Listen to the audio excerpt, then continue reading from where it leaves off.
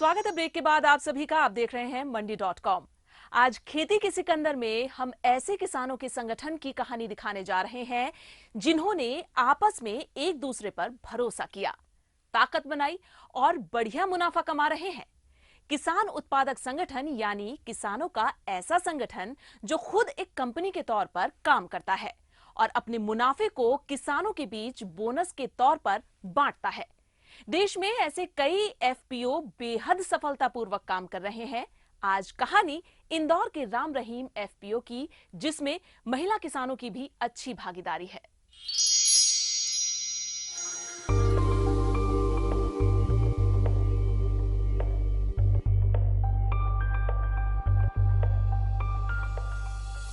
इंदौर से करीब 100 किलोमीटर दूर घाट नीचे के नाम से पहचाने जाने वाले इलाके का गांव चंद्रपुरा। यह गांव राम रहीम किसान उत्पादक संगठन से जुड़े करीब 2600 किसानों का एक शुरुआती केंद्र रहा और इसी गांव की कुछ महिला किसानों ने मिलकर समाज प्रगति सहयोग नाम के एक एनजीओ की मदद से अपने एफपीओ का गठन किया। लेकिन करीब 3 साल पहले शुरू हुई इस कहानी का आगाज आसान नहीं था। फिर 11-12 साल से हम जुड़े तो कि भैया समूह जुड़े, बाहर का लोग आया था समूह जोड़े। हमने मना कर दी, भैया बाहर का लोग पैसा खा जाए, गरीब लोग पहले ही 1-1 रुपये भेड़ो करा और ये लोग लेके भाग जाएगा। हमने समूह मना कर दी। फिर हमारा गांव का रूप सिंह नाम का लड़का है, उनने समूह बनाई तो हमने 7 बहनें समूह जुड़ी कि भैया हम समूह में लाभ मिलेगा। तो कि भैया हाँ लाभ मिलेगा भाई, समूह में जुड़ो। माल नहीं खरीदता था समूह में, बनिया का देता था। बनिया है तो वो माल को उनको मन मर्जी को भाव तो तोल में भी मारेगा, भाव में भी मारेगा और पैसा भी नहीं दे सही ढंग से। आज दे देगा 200, 500, 600 ऐसा करके हमको पूर्ति नहीं होती थी, उनसे कर्जा ही नहीं फिट होता था। वहाँ से फिर हमने की कि भैया समूह में माल खरीदे तो उनसे बोलो कि हम माल इकट्ठा करके देंगे सभी भाई लोग। और जब कारवां निकला तो फिर बढ़ता ही गया। राधाबाई और दीनाबाई ने अपने घरों से निकलकर दूसरी महिलाओं को अपने साथ जोड़ा और फिर 2-3 बीघे की औसत जोत वाले किसानों ने एफपीओ के साथ मिलकर बुआई से लेकर फसल बेचने तक की व्यवस्था विकसित की। धीरे धीरे जब गांव के लोगों का खेती पर भरोसा जमा तो गांव में वो लोग भी लौटने लगे जो कर्ज के बोझ से दबे शहरों में कमाई करने चले गए थे। कर्जा हो गया था, माता तो बाहर गया था, नौकरी कर गया। फिर वहाँ से कर्जा नहीं चुका, 2-3 साल बाहर कर्जा नहीं चुका, फिर बेचा, खेत में आया। समूह सब बीज मिल जाता सर, पैसे मिल जाता और वही पैसे से खेती कर लेते। खेती का माल सब टोटल ये खरीद लेते समूह वाले। राम रहीम प्रोड्यूसर कंपनी ने किसानों को अच्छा बीज दिलाया, सस्ता कर्ज दिलाया और सबसे बड़ी बात, किसानों को उनकी फसल की बेहतर कीमत दिलाने के लिए आधुनिक तकनीक से परिचित कराया। किसानों को ये भी बताया कि कमोडिटी एक्सचेंज के फॉरवर्ड प्लेटफॉर्म का इस्तेमाल करके कैसे ज्यादा कमाई की जा सकती है। यहाँ जुड़े किसानों को मंडी के झंझट से मुक्ति मिली। 2-3 साल में फसल की कीमत 1.5 गुना ज्यादा मिलने लगी। आमदनी बढ़ी तो किसानों के जीवन स्तर में भी सुधार आया। समूह से जुड़े तो उसमें हमको मतलब कंपनी से ये समूह से मतलब थोड़ा लोन भी वगैरह मतलब बढ़ता रहा तो हमारा रोटेशन उससे चलता रहा, आगे बढ़ते रहे। तो फिर हमने गाड़ी खरीद ली, फिर टीवी भी ले ली है, तो ऐसे मतलब चल रहा हमारा। इस समूह से जुड़े जब से काफ़ी फायदा हो गया और माल में भी कुछ बहुत सा फर्क पड़ गया।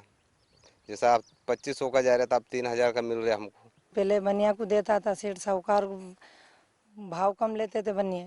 और अभी समूह में जुड़ा, जब से हम समूह में देने लगा कंपनी में तो हमको फ़ायदा अच्छा मिल रहा है।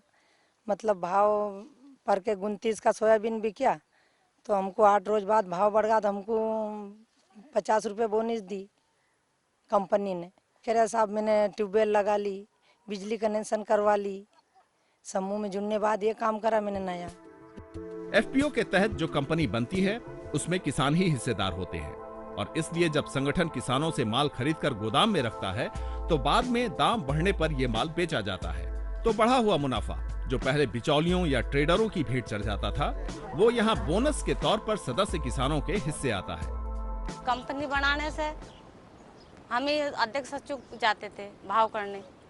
जिसका अच्छा सोयाबीन उसका 3000, हल्का 3 भाव था मेरा, 1 नंबर 2 नंबर जैसा भाव था। तो वो जैसा सोयाबीन वैसा ही भाव करते थे। 2000, 2500, 3000। तो वो मंडी का, पहले हम मंडी का भाव नहीं ले पाते थे, और ये कंपनी बढ़ने से हम मंडी का भाव हमको घर ही मिल जाता है। सरकारी नियमों के तहत हर एफपीओ किसी एक गैर सरकारी संगठन से संबद्ध होता है ताकि उसे तकनीकी मदद मिलती रहे। समाज प्रगति सहयोग की ओर से राम रहीम प्रोड्यूसर कंपनी में अकाउंटिंग और बिजनेस विभाग का कामकाज देखने वाले राघव ने बिजनेस मैनेजमेंट का कोर्स करने के बाद मुंबई की एक बहुराष्ट्रीय कंपनी में काम किया और फिर एनजीओ से जुड़े। खेती संबंधित जो वैल्यू है वो खासकर किसान नहीं कंट्रोल करता है, जो पर रिस्क जो ले रहा है वो किसान है, पर वैल्यू जो मिल रहा है वो कहीं और है। तो हम बेसिकली ये वैल्यू और रिस्क इम्बैलेंस को ठीक कराने के लिए हमने ये कंपनी का एक मकसद है। किसान भी अभी मंडी जा पा रहा है, कंपनी भी किसान से लेके मंडी तक ही जा पा रहा है। तो कंपनी का मतलब मकसद बहुत अच्छा था, पर कंपनी एक इंटरमीडियरी बन गया किसान और मंडी के बीच। तो जब अक्टूबर 2014 में एग्रिम सौदा के बारे में हमने मतलब पता किया, इससे पहले ही हमने एफएमसी से और एसफैक के थ्रू हमने एफपीसी को भी एनसीडीएक्स में जुड़ाव करने के लिए हम ऑलमोस्ट 1 साल से बात कर रहे थे। तो जब एग्रिम सौदा के बारे में बात किया तो शायद हम पहली कंपनी होगा जो मतलब एनसीडीएक्स फॉरवर्ड्स में हम मतलब रजिस्टर हुए। पूरा हमने क्या किया कि गांव लेवल पे ही क्वालिटी और ग्रेडिंग को कंट्रोल करके हम गांव से सीधा मतलब मंडी नहीं पर फॉरवर्ड्स मार्केट के थ्रू जहाँ पर भी हम इसको दे मतलब डिलीवरी होना है वहाँ पर हम दे पा रहे हैं।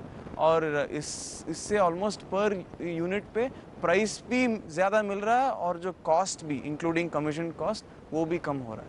तो ये बहुत ही मतलब एक पोटेंशियल इसका बहुत ही ज़्यादा है, क्योंकि क्या हमने एपीएमसी को गांव में लेके आ गया।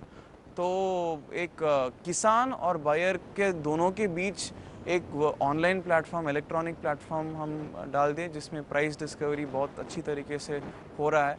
और राम रहीम ने फ्यूचर्स भी में भी एक पार्टिसिपेंट है जिसके थ्रू हम हेजिंग कर पा रहे हैं। किसानों को उपज की बेहतर कीमत दिलाने के लिए एफपीओ मुख्य तौर पर 2 रणनीति अपनाता है। पहली, खर्च में कमी करना और दूसरी, किसानों की फसल पर अधिकतम भाव हासिल करना। इसके लिए कंपनी कटाई से पहले हर सदस्य किसान के घर जाकर सर्वे करती है ताकि संसाधनों का बेहतरीन इस्तेमाल किया जा सके। ये सर्वे हम इसलिए करते हैं कि इससे हमको एक मोटा मोटा अंदाज लग जाता है कि बारदानों की आवश्यकता कितनी होगी, कांटे या सुआ सुतली की या स्टेशनरी कितने की ज़रूरत पड़ेगी अपने को। इसलिए हम पहले से ही अंदाज लगाते हैं हमालों की कितनी व्यवस्था लगेगी। वेयर हाउस में रखने के लिए मतलब वेयर हाउस में भी हमको बात करना पड़ेगी कि हमारा इस साल इतना माल हम वेयर हाउस में रखेंगे। तो इसके लिए भी ये मतलब संग्रहण से पहले हम तैयारी करते हैं ताकि ये कम से कम खर्चा हो। मतलब अधिक जैसे ज़्यादा बारदान खरीद लेंगे तो वेस्टेज खर्चा हो जाएगा।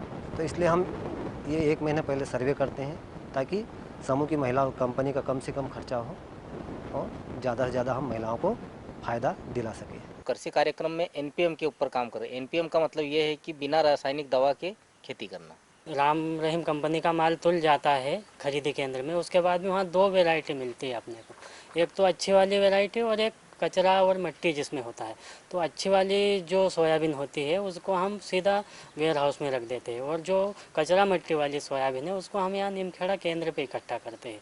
यहाँ इकट्ठा करने के बाद में उसका ग्रेडिंग किया जाता है मशीन से, मजदूरों द्वारा ग्रेडिंग करते हैं उससे कि वो साफ़ हो जाता है, वो साफ़ माल हो जाता है। वो साफ़ इसलिए हम करते हैं कि ताकि किसानों को अच्छा भाव मिल पाए। तो वो जैसे 3000 की सोयाबीन है उसको अगर ग्रेडिंग अपन करते हैं तो 3400 रुपये तक वो सोयाबीन अपनी बिक जाएगी। एफपीओ किसानों के हाथ में खेती के हर चरण के लिए तकनीक, जानकारी और संसाधनों की वह सुविधा मुहैया कराते हैं जो अमूमन किसी एक छोटे किसान के लिए जुटा पाना लगभग असंभव होता है। ऐसे में मध्य प्रदेश के बागली और नीमखेड़ा इलाकों के करीब 200 गांवों में फैले 2600 किसानों का यह समूह जो उपलब्धियां हासिल कर रहा है वो देश के किसी दूसरे हिस्से के किसानों के लिए भी एक नजीर बन सकता है। किसानों के लिए अच्छी फसल पैदा करना एक चुनौती है, लेकिन उससे भी कहीं ज़्यादा बड़ी चुनौती है उस फसल के लिए एक अच्छा बाजार हासिल करना, उस फसल के लिए अच्छा भाव हासिल करना। ऐसे में एफपीसी यानी बहुत सारे किसानों का एक साथ आकर एक कंपनी बनाना और कंपनी के तौर पर अपनी फसल का मोल भाव करना एक नया कंसेप्ट है, जिससे उम्मीद की एक किरण जगी है। और इस कहानी में हम आपको ये बता चुके हैं कि किस तरह इस फॉर्मूले से मुनाफे की नई उम्मीद जग सकती है, मुनाफे का नया फॉर्मूला खड़ा हो सकता है। मंडी.com के लिए मध्य प्रदेश में बागली से भुवन भास्कर। यहाँ वक्त हो गया एक और छोटे से ब्रेक का। ब्रेक के बाद NCDEX की पाठशाला में आज हम सोयाबीन किसानों को बताएंगे कि सोयाबीन की फसल बाजार में लाने से पहले क्या करें कि उनको बेहतर भाव मिले।